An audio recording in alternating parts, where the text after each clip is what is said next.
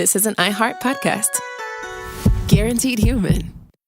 Everyone knows winter is the real mess maker. You don't need WeatherTech floor liners for summer unless you hit the beach and half the beach ends up back in your car, or the campsite dirt ends up in your trunk. Then you'd want a cargo liner, or a road trip goes sideways, lemonade spills, ketchup goes rogue, ice cream drips. Yeah, you'd be pretty happy about those WeatherTech seat protectors. So just to be clear, as the mud you're inevitably going to step in this summer, you don't need WeatherTech unless you plan on doing summer. Visit WeatherTech.com today. With no fees or minimums on checking accounts, it's no wonder the Capital One bank guy is so passionate about banking with Capital One. If he were here, he wouldn't just tell you about no fees or minimums. He'd also talk about how most Capital One cafes are open 7 days a week to assist with your banking needs. Yep, even on weekends. It's pretty much all he talks about, in a good way. What's in your wallet? Terms apply. See CapitalOne.com/bank. Capital One, N.A., member FDIC.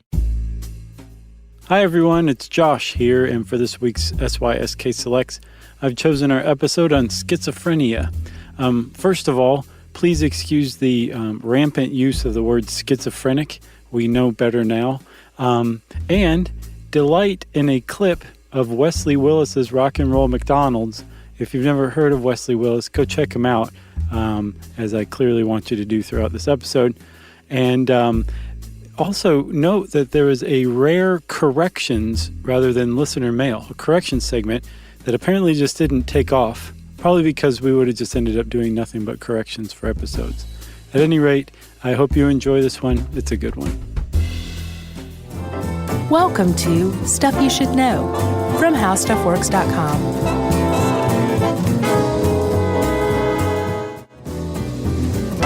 Hey, and welcome to the podcast. I'm Josh Clark. With me, as always, is Charles W. Chuckers, Chuck Tran, Chuckaluck Bryant. Mm-hmm. How you doing? I'm great. I'm going to see Bob Dylan tonight. People are going to be like, how many times is Bob Dylan playing Atlanta? Have you ever seen David Bowie? That's good. I have not. Yes, you are, Chuck. I know. You're very excited. I am. I've seen him a few times, but it's always good. Really? Yeah. Too short, though. He buzzes through like 15 songs. He's out of there. Is he short? Oh, well, he's also short, but yeah. Is he really? Yeah. I was just kidding. No, he's short. I guess those bell-bottomed long pants that he wore in the 60s on his album he never wore bell-bottoms. Made him look kind of tall. Yeah. Huh. All right, so enough about Bob Dylan for the second time. Not a big Dylan fan myself. I know. Let's talk about schizophrenia instead. Okay. So I was looking for an intro for this, and I mean, there's plenty of stuff, but it's all like pretty, research heavy. Yeah. AstraZeneca was marketing Seroquel off-label and just settled. Let's see, what else? Jared Loughner is being medicated against as well, the guy who shot Gabrielle Giffords. Oh, okay, really? Yes, he's been diagnosed as schizophrenic. Interesting. Finally. And then there was a homeless man in Los Angeles who was beaten to death by the police yesterday or today. Awful. And all of this is kind of, I realized like there wasn't any one thing that I was like, well, here's the intro. Mm-hmm. But I realized like all of it together gives a pretty good overview of, schizophrenia as it stands right now. Yeah. Which is, it's misunderstood. It's heavily prescribed. Underfunded. Yeah, and research that is. Yeah, and there's a lot of people out there who aren't necessarily getting help, who need it. Yeah, in fact, I got a stat if you want to go ahead and go there. You got a bunch of stats you said for this, right? I do.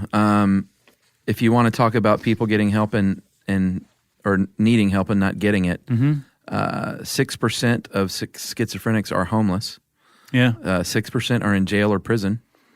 10% in nursing homes, 25% with a family member, 28% are independently living, 20% supervised housing. So, and it makes sense, Chuck, too, that these make sense because, first of all, you have all of this crazy stuff going on to you that's your reality. So you're having trouble dealing with reality as it stands. Secondly, a lot of times schizophrenia comes on during times when you learn how to hold down a job or take care of yourself or do whatever. So you might never learn how to do this because you're dealing with your schizophrenia. Here's the shocking one. Oh, okay. At any given moment, there are more people with untreated severe psychiatric illnesses living on the streets than there are receiving care. Wow. They outweigh the people that are actually getting help. That is shocking, but not surprising somehow. Agreed. Wow. So you said, what was that last one? Severe psychiatric illnesses. So right. That's an umbrella term, obviously. That right. But schizophrenia falls and under. schizophrenia falls under that for sure. Mm-hmm. But prior to the beginning of the 20th century, it was pretty much thought of as a generalized illness. The mental illness was mental illness, and maybe there is a symptom. Your symptoms were different, but really you were mentally ill, which was a huge step up from the spirit possession that had, it had previously been ascribed to, or for probably millions of years. Yeah. So it's a fairly recently classified mental illness. It wasn't until 1893 that a German psychiatrist named Emil Kraepelin classified schizophrenia as a mental illness. And he misclassified it as a form of dementia, an early type of dementia. And then in 1911, a Swiss psychiatrist named Eugen Bleuler came up with the name schizophrenia. That's right, Josh. And he got that word from the Greek words for split and mind, right, which contributes somewhat to the misconception that it is a split personality disorder. But what he meant was there's a disconnect with reality.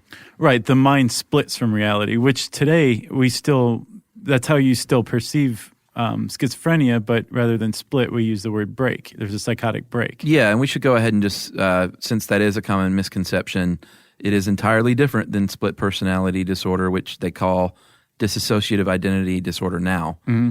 And if you know the show United States of Terror, have you seen that? No, I know what you're talking about, though. With Toni Collette. Mm-hmm.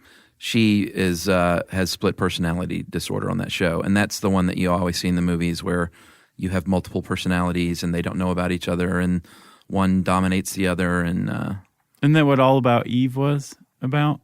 I never saw that. Sybil, yeah, for sure. But it's not schizophrenia. They have nothing to do with each other other than they're both types of mental illness. Right. And Hollywood is fascinated by them. That's right. So. Yeah, that's a pretty good example, of medicine just starting to get a hold of what schizophrenia is, what mental illness is, in general, and then the public at large still just being completely undereducated about it.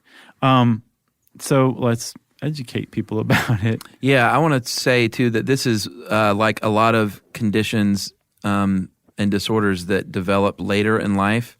To me, that's one of the scariest things that can happen. Yeah. Like you're cruising along at 27, 28 years old, and you think I'm all good. And you can develop schizophrenia, boom, in a matter of weeks sometimes. Yeah. It can either come on gradually or very suddenly in an acute manner. And like you said, later in life, with men, schizophrenia usually develops in the late teens or early 20s is when it starts. Or in women, it's the mid-20s or the early 30s. So yeah, by the time I was 30, I certainly didn't think I was going to become mentally ill. No, you thought, I know my demons. Yeah. I can write them down in a list. I can quit them anytime I want. Yeah, and that's what they are. Right. They're self-imposed demons. Right. It wasn't something that was beyond my control that happened to my mind. Right. And yeah, that's how schizophrenia hits you later in life, and it can happen all at once or gradually. And this is not to scare the crap out of you if you're in your teens or 20s, because there's only about a 1% chance that you'll get schizophrenia. It depends. If you're part of the general population, there's a 1% chance. True. But as we'll see, good point. There are risk factors that increase your chances of having schizophrenia. And no, we're not trying to scare you, but I guess kind of the newest forms of treatment or newest thoughts about treating schizophrenia is to make people aware of it, so that they will be able to recognize it early on, and apparently early treatment leads to a better success rate. I think we'll that's talk about that across too. the board. But Chuck, there's two kinds of symptoms of schizophrenia, and they're positive and negative. And it's not like positive symptom means you hallucinate bunnies, where a negative symptom means you hallucinate like a hell demon. Right. Instead, positive symptom is like an exaggeration of normal behavior. So like, I see you, I hear things, but I don't see you with horns. Right. And I don't hear Kermit here talking to me. Right. Right? So a positive symptom is an exaggerated behavior. Negative symptom is the absence of normal behavior, like Right. you lack affect or the ability to experience any emotion, or you basically are just generally apathetic, right? Yeah. And That's a good way to say it. so those are that's positive symptoms and negative symptoms. Yes, and certain negative symptoms are cognitive that deal a lot with attention span and memory, lack of memory, inability to like plan anything or organize anything. Right. And then another form of negative, I should say, is called avolition. It's basically, I think Krepler, the guy who first classified schizophrenia, call it the annihilation of the will, where you're just so withdrawn you no longer engage in goal-directed behavior, from brushing your teeth to paying your bills to doing anything. You're just totally withdrawn. Wow. So that's not the form of schizophrenia you usually hear about, but apparently it's fairly common. Really? Yeah. So to get diagnosed, Josh, you have to exhibit a certain number of these symptoms over at least 6 months without stopping, right? Yeah. If you have, is it schizophreniform? Is like it's schizophrenia, but it lasts less than 6 months. Yeah, that's schizophreniform. Right. Good point. But if you, according to the DSM, and we should say like this is, it's based on clinical observations or whatever, but this is the DSM saying 6 months. It may be, you may have schizophrenia and you just haven't reached the 6 month, period yet. Yeah. But you're still schizophrenic. But to be diagnosed by a psychiatrist or a psychologist who's a member of the APA, you have to have X number of symptoms for 6 months or more. Yeah, and they have to do that because it's like the same as the cops when they say you can't file a missing persons report unless they've been gone for 24 hours. It's not like that, but it's sort of like that. Now there's like a law, I think in Michigan, called Cayley's Law or something that they're introducing, where if you're a parent and you don't report your kid missing after 24 hours, it's a felony. Oh, really? Yeah. What kind of parent wouldn't do that? The parent that Casey Anthony? Yeah, made the kid go away. Allegedly. No, I mean in general. Schizophrenia, apparently is how it's pronounced, can take a few forms. The one you've probably heard about most is paranoid schizophrenia, which is when you have the full-on delusions and hallucinations. And then there's disorganized, that is disorganized thinking. Your behavior is probably incoherent. It's also called hebephrenic. Really? And you probably don't exhibit a lot of emotion. Well, usually like there's a negative symptom coupled with disorganized behavior. Okay. So it's almost like two separate things. I think you can be hebephrenic without being negative. Gotcha. There's catatonic. That means you move around and talk excessively. Yeah, that was a surprise to me. I always thought, catatonic state where you're just like sitting there, that's you're not what I would moving. think too. But it also says they may become still and uncommunicative. Right, so it can be one or the other. Yeah. But I guess it has to do with motion or movement or lack of. Right. It's catatonic. Undifferentiated means that it's just sort of the umbrella term for when you have a mix of symptoms and they don't want to classify you as one specific kind. And then residual is if you have a history of schizophrenia, but you have a long extended period of time with negative but no positive symptoms. Mm-hmm. They'll classify you as residual. Right. Which, I guess that's better than paranoid schizophrenia in a way. I don't think any form of schizophrenia is bad. Right. It'd be horrible.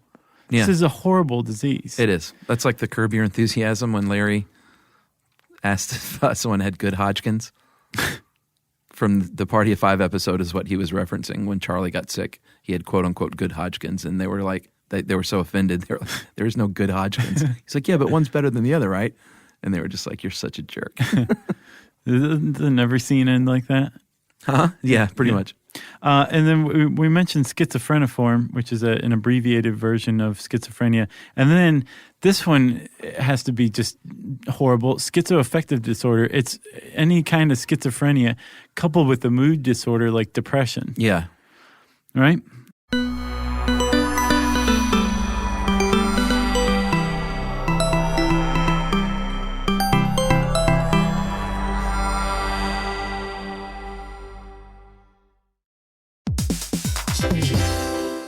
Hey, everybody. I want to talk to you a little bit about Tide Evo because it represents over 10 years of innovation and product development. Tide Evo is a first-of-its-kind technology where tens of thousands of minuscule fibers are spun together to form a 6 times powerful layer packed with scrubbers, brighteners, pre-treaters, and fresheners. And that's going to deliver a breakthrough clean that's so powerful it feels like magic. Yeah, it is kind of like magic. Tide Evo is revolutionary. A 100% concentrated, waterless laundry tile that's made of compressed microfiber soap layers rather than liquid or powder. And it's not like pods or sheets because it uses 6 layers of detergent fibers to deliver superior cold water cleaning without plastic packaging of any kind. And it provides a mess-free, lightweight solution that dissolves lickety-split. So whenever you run into a laundry challenge, turn to Tide Evo. It's revolutionary. It's magic. Try new Tide Evo. Real laundry magic.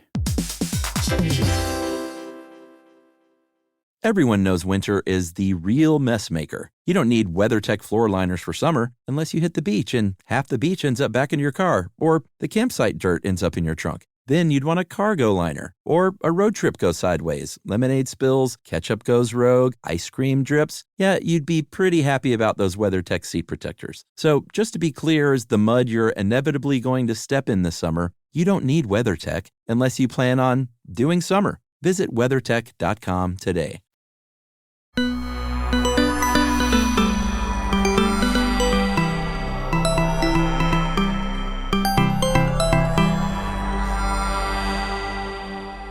So we should probably say there's delusions and there's hallucinations mixed in together often with schizophrenic symptoms. And they're often confused. But a delusion is a false belief. And hallucination is a false sensation. Like, hey, I'm Jesus Christ. That would be a delusion. Right. Or, hey, there's Jesus Christ on top of that subway car. That would be a hallucination. Yeah. Right? And you can extend that to anything. It doesn't have to be Jesus. Or a subway car. You're right. But there's just studying hallucinations and delusions are really, really interesting in my opinion. Agreed. The most common hallucination is auditory among schizophrenics, and the most common auditory hallucination are voices. Yeah, they hear voices that can come from anywhere. From this Kermit the Frog could start talking to me, or it could come from thin air, or it could come from the electrical outlet in the wall. Right. And the voices say, usually it's like one word, a couple of words. There's an implication of a word. Sometimes it's indistinct mumbling. On occasion, very rare occasions, will the voice like ramble on coherently, where the patient understands like long sentences.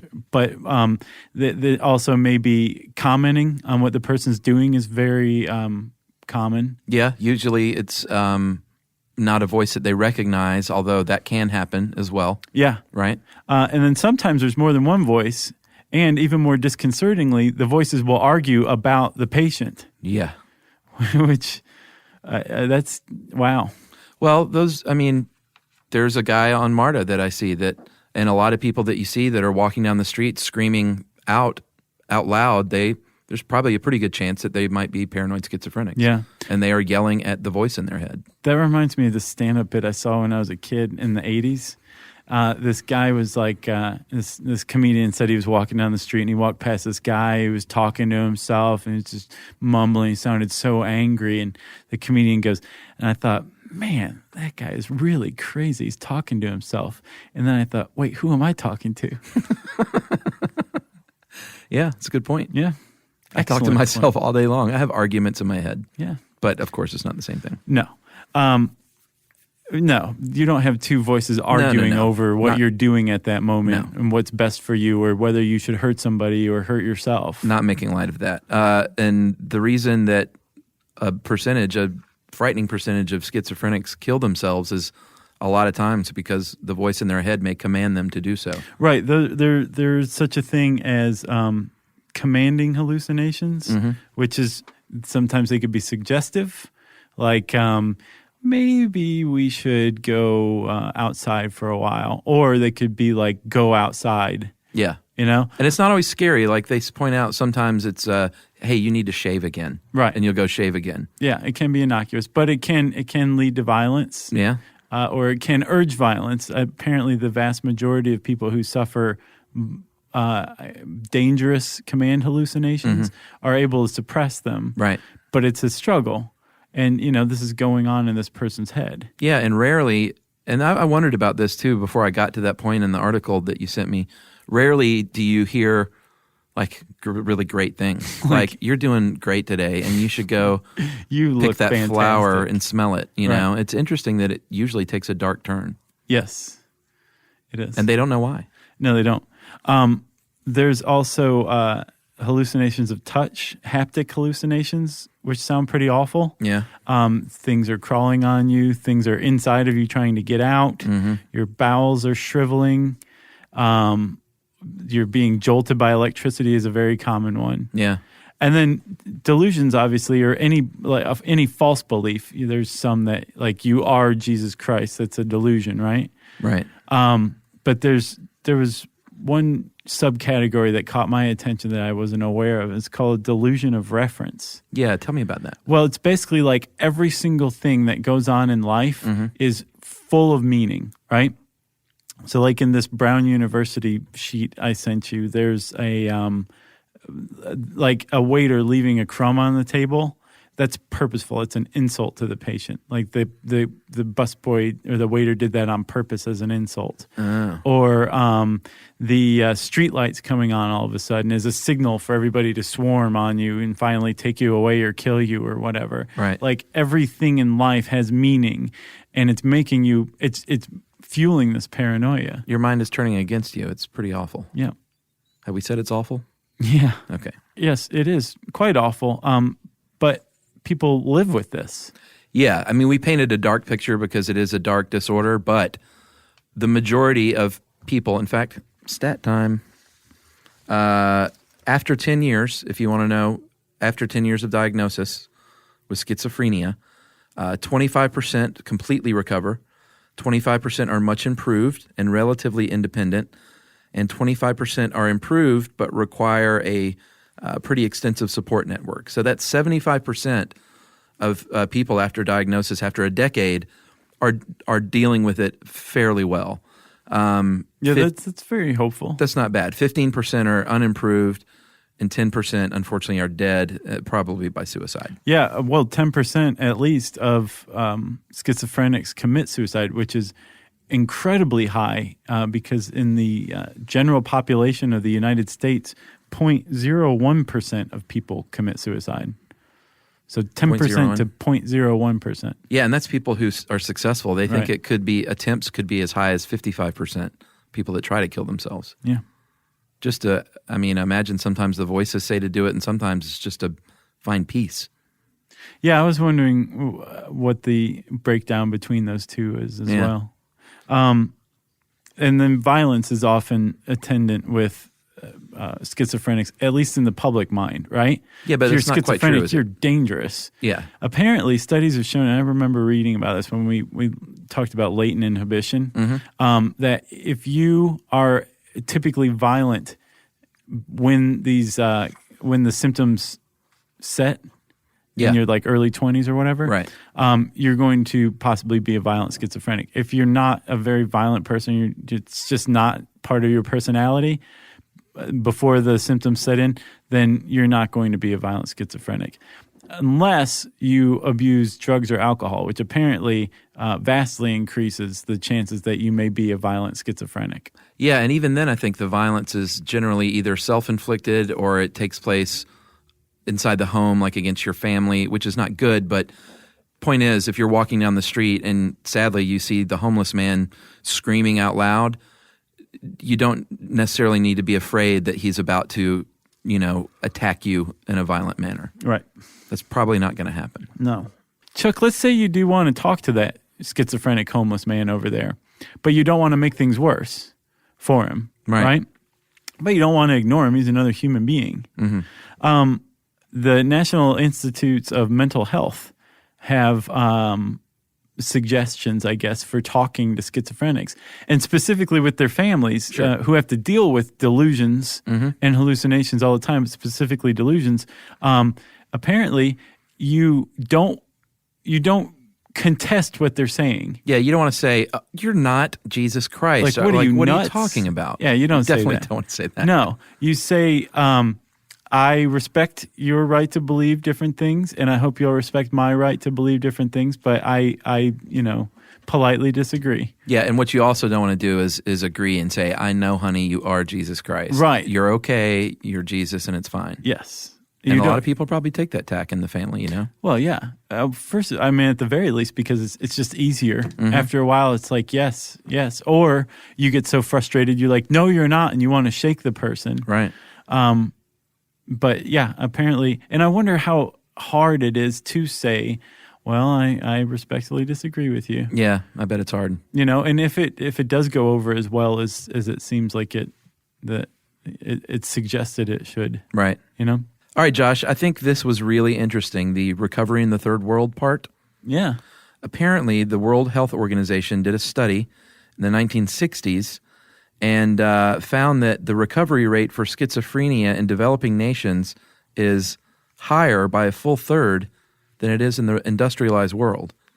And then they did a follow-up study even to correct possible selection biases, and they confirmed the original finding.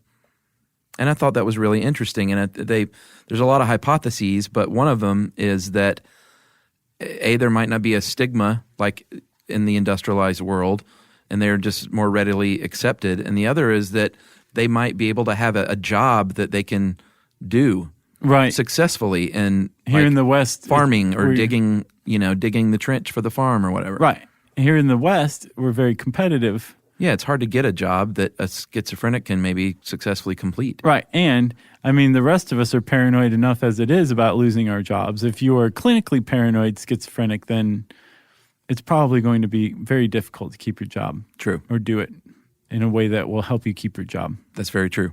But, Josh, there have been some successful stories of people that are afflicted with schizophrenia. Well, some more successful than some. Sid Barrett was successful, but I don't know if you call him a success story. He ended up in a mental institution for the rest of his life. Yeah, Sid Barrett, founding member of Pink Floyd, schizophrenic, and they believe that massive amounts of drugs that he used made it worse. Way worse. John Nash. He is the crazy diamond. Yeah, Shine On You Crazy Diamond. Yep. I love that song. It's a good one. All four parts of it, right? And they're like I think up to part 4. Is it? Yeah. Yeah, John Nash. Yeah, from the movie A Beautiful Mind, the Ron Howard film with Russell Crowe as John Nash, the Nobel winner. The one who helped figure out that cable companies would do better if they cooperated with one another. That's right. And that movie did a lot for putting this on the map in a compassionate way, Mm-hmm. And Jack Kerouac, did you know that one? That one's debatable. Okay. He was in the Navy, and they discharged him honorably after, I think, like a little less than a year. And the report, they said he had schizoid tendencies. Oh, yeah. But other people have said that he faked that stuff to get out of the Navy. Nice. And just wanted to not take orders and drink himself to death, which is what he did. And pop bennies. Do you know how he died? No. He woke up and with just like coughing blood and bleeding from his mouth, and basically was like, I got to go to the hospital. Took him to the hospital, and his liver was so shot that his blood wouldn't clot, and they just were giving him transfusion one after the other, and he just basically bled to death. Holy cow. From drinking. Holy cow. And he was drinking at the time. He was drinking whiskey and like whiskey and malt liquor when blood started coming out of his mouth. I wonder how that tastes. Would you shake or stir that? And I don't think he mixed them. I think it was gotcha. like whiskey with a beer back. And garnished with a drop of blood. So kids, there's a lesson for you. There's one more person who is indisputably schizophrenic, or was. His name is Wesley Willis. Who's that? He is a musician who had such songs as, well, really the only title I can say is Rock and Roll McDonald's. I've never heard of him. You have had to have heard of Wesley Willis. Really? Okay. Let me play you a little Wesley Willis right here. All right. McDonald's is a place to rock. It is a restaurant where they buy food to eat. It is a good place to listen to the music. People flock here to get down to the rock music. Rock and roll McDonald's. Rock and roll McDonald's. Rock and roll McDonald's. Rock and roll McDonald's. So, Chuck, that's Wesley Willis. Oh, okay. Okay, and he was very much schizophrenic. He wrote about it a lot. He talked about it in a lot of his songs. Mm-hmm. And he said he'd just be going along, having a nice time riding the bus. Yeah. I believe he lived in Chicago. And then all of a sudden his hell demons would take him on one of his torture hell rides. Which meant he was going on a little bit of an exacerbation of his schizophrenia symptoms. Wow. But he's a great, great guy, great music, very prolific. And if you liked that, you should go watch Daddy of Rock and Roll. Is it a documentary about it? Yeah, it's really good. I'll check that out. Yeah. Lionel Aldridge is the last name on our list, and he was a Green Bay Packer. And he was homeless, unfortunately, after he was diagnosed for a while, and then later was able to climb out from that wreckage and go around and talk about mental illness. And he was playing in the 60s, the 70s? I think it was late 60s or 70s, yeah. So think about it, man. That's a big deal to go around and talk publicly about mental illness at that time. Yeah, for sure. It still is now. But I mean, like back then, that's hats off to him. Yeah, he was the guy that I included in the presentation that you did by yourself. Oh, okay. That you're like, who is this guy? Yeah. All right, I understand now. Yeah, it's all coming together.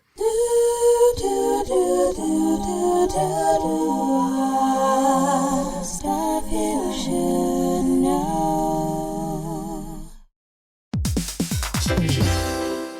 Hey, everybody. I want to talk to you a little bit about Tide Evo because it represents over 10 years of innovation and product development. Tide Evo is a first-of-its-kind technology where tens of thousands of minuscule fibers are spun together to form a 6 times powerful layer packed with scrubbers, brighteners, pre-treaters, and fresheners. And that's going to deliver a breakthrough clean that's so powerful, it feels like magic. Yeah, it is kind of like magic. Tide Evo is revolutionary. A 100% concentrated, waterless laundry tile that's made of compressed microfiber soap layers rather than liquid or powder. And it's not like pods or sheets because it uses 6 layers of detergent fibers to deliver superior cold water cleaning without plastic packaging of any kind. And it provides a mess-free, lightweight solution that dissolves lickety-split. So whenever you run into a laundry challenge, turn to Tide Evo. It's revolutionary. It's magic. Try new Tide Evo. Real laundry magic.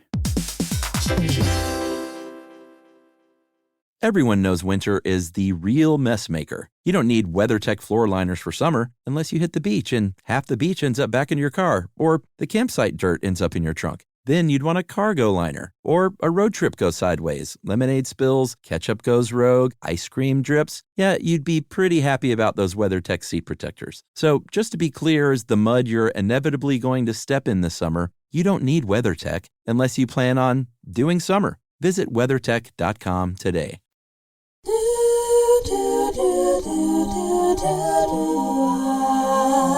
Stuff you should know. So, Chuck, what causes this?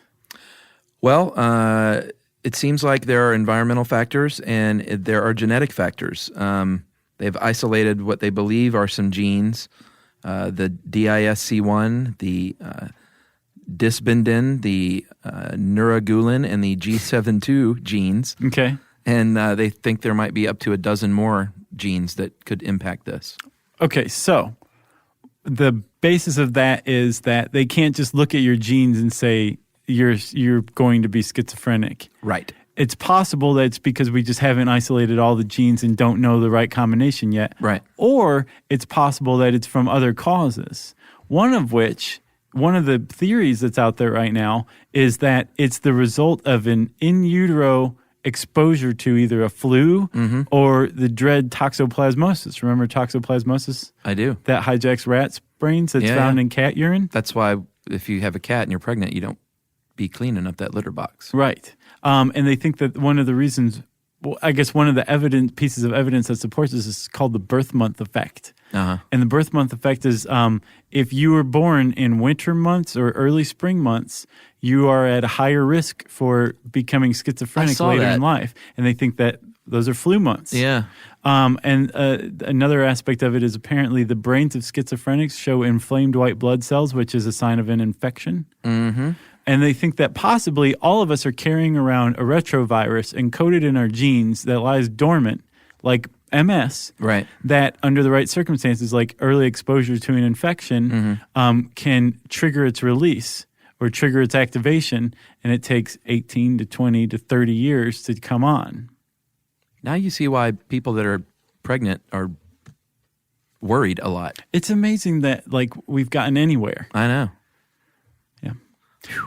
So what else? Well, they do have some new findings. I got this today from the internets. They have a New South Wales study from Thomas Weichert. He has identified the brain mechanism that derails decision-making in people. So basically, the part of the brain is called the ventral striatum, and it lights up. They put people in the MRI. It lights up when in response to rewards in healthy people, and it's linked to your decision-making, but completely unresponsive among schizophrenics. Mm-hmm. So they don't know the difference between expected and unexpected rewards, and so they don't have the opportunity to make a good decision to begin with. Wow. And that, it's a nice finding. It doesn't get us any closer. Well, maybe it does. You never know. They say with proper funding that they predicted 2013 they could have a cure for this. Well, yeah. But they don't get proper funding. No. But they're looking into stem cells, right? They're looking into figuring out if it is an infection, and if so, combating that. And we've also long had antipsychotics. One of the things, strangely enough, that helped develop antipsychotics or better antipsychotics is PCP. Yeah, apparently researchers figured out that phencyclidine, PCP, the drug, angel dust, produced such similar symptoms to schizophrenia that they started investigating it and found that it had to do with the neurotransmitter glutamate, right? Right. And dopamine, right? Yes. Well, it has to do with both, but the emphasis before on antipsychotics was strictly dopamine. Okay.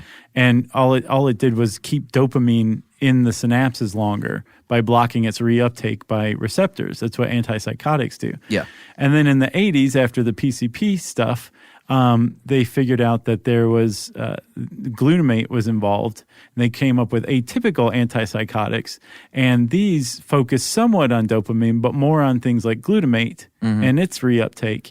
And these things have produced better results with fewer side effects. So they're figuring out how to treat it. Right. The problem is there's all sorts of side effects, even with atypical antipsychotics like weight gain, drowsiness, sluggishness, nervousness, muscle spasms. Yeah, bulging eyes apparently is one. Oh, really? And I guess most of the stuff can be treated by lowering the dosage, but they're bothersome enough that a lot of people just go off their meds. Right. And, that doesn't help. ECT, electroconvulsive therapy, is another thing that they still do. It's not a relic from the 50s. Yes. It's changed a lot in how they do it, and they're not sure still how it exactly works. They stopped using car batteries. Yeah. But about 100,000 Americans each year still receive ECT. So that is an option, and obviously the group therapy and family therapy help just the dealing with it aspect of the family.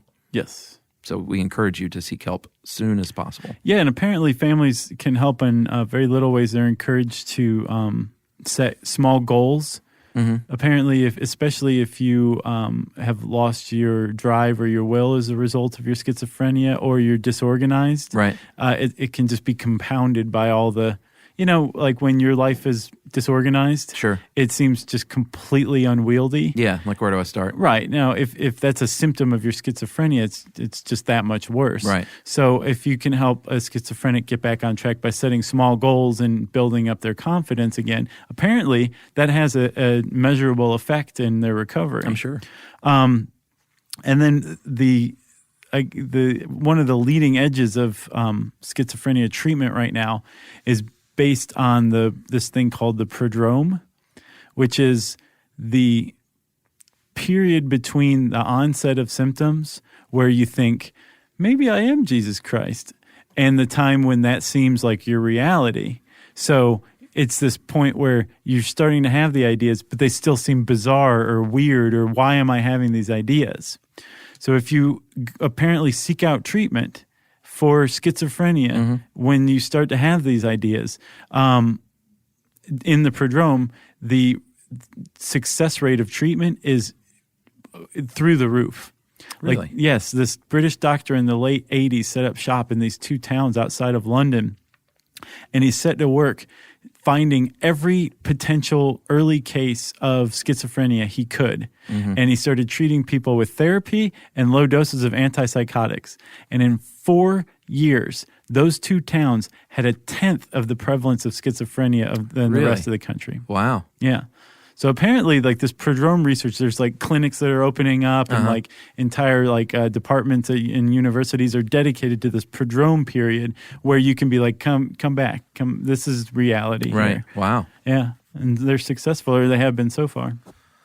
Well, Josh, I got one more stat. If you live in a city of 3 million people, then over 21,000 people in your city are suffering from schizophrenia. So Wow. keep that in mind.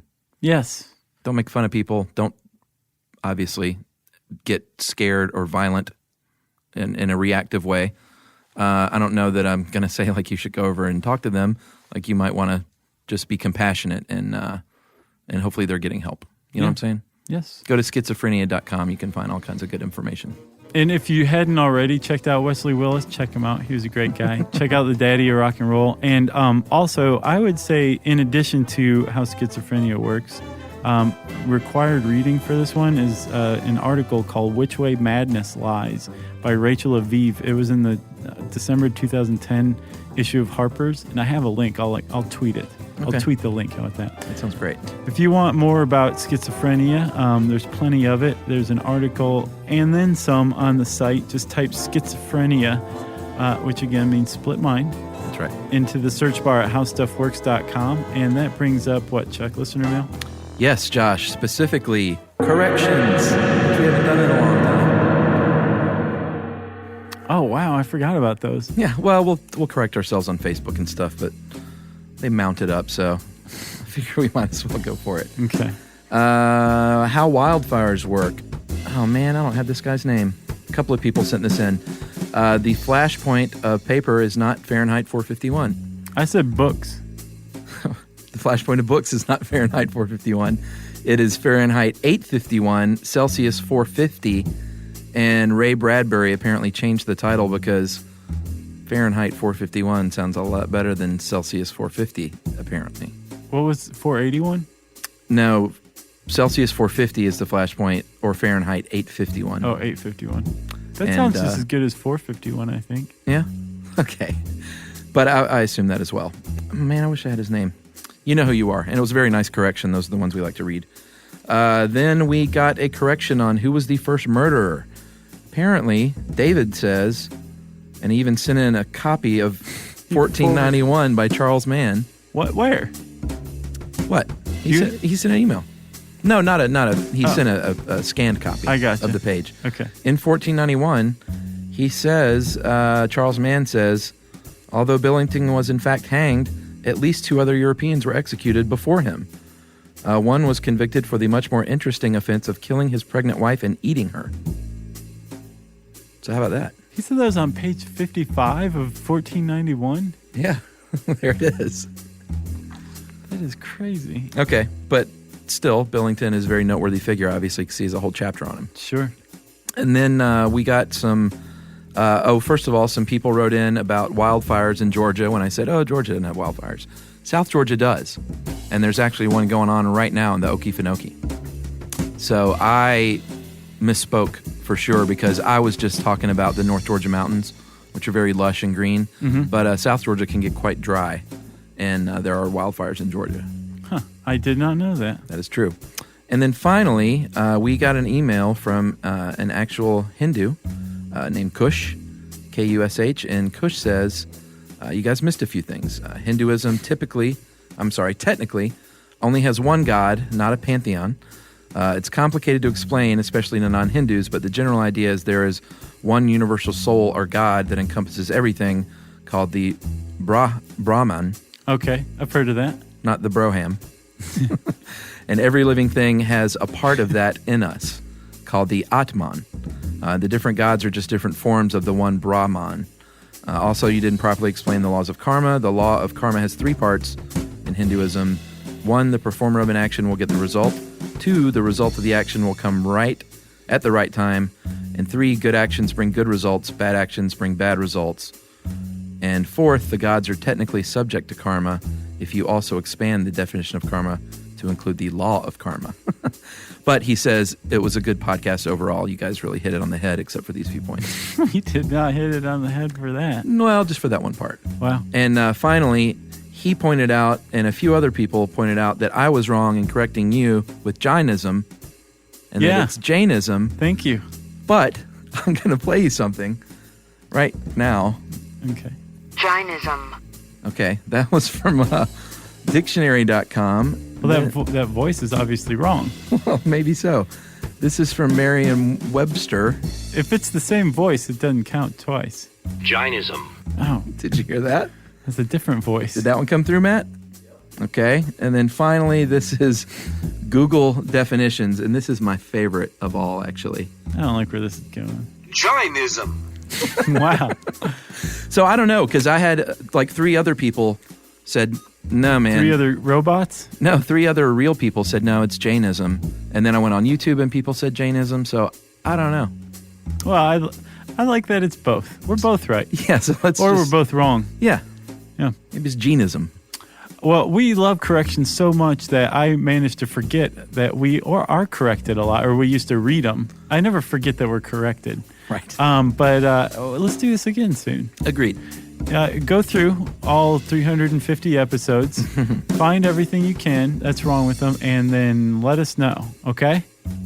Okay. Or you can just correct the most recent ones, whatever we got wrong in this one, which I'm sure is substantial. You can go on Facebook if you want. You can tweet to us, SYSK Podcast, or you can send us a plain old-fashioned email at stuffpodcast@howstuffworks.com. For more on this and thousands of other topics, visit howstuffworks.com. Want more How Stuff Works? Check out our blogs on the howstuffworks.com homepage. Geico presents a 30-second podcast between your podcast. Today's story is shared by one of our listeners. It's called Betrayed by Bill. It was in that moment I caught who was staring back at me in betrayal. Or more like what? My insurance bill. With trembling hands, I grabbed my phone and switched to Geico, saving about $900 in the process, and never to be betrayed again. Now that was bloody riveting. It feels good when the story ends with savings. It feels good to Geico.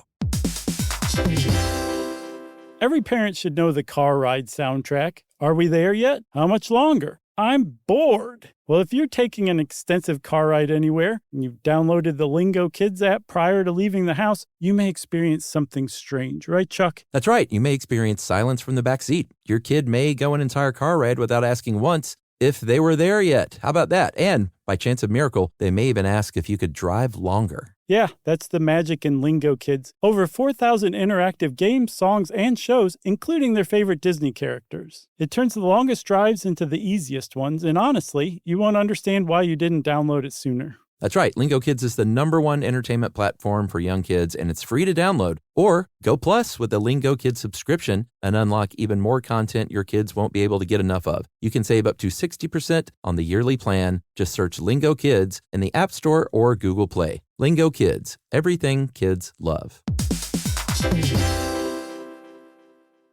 This is an iHeart podcast. Guaranteed Human.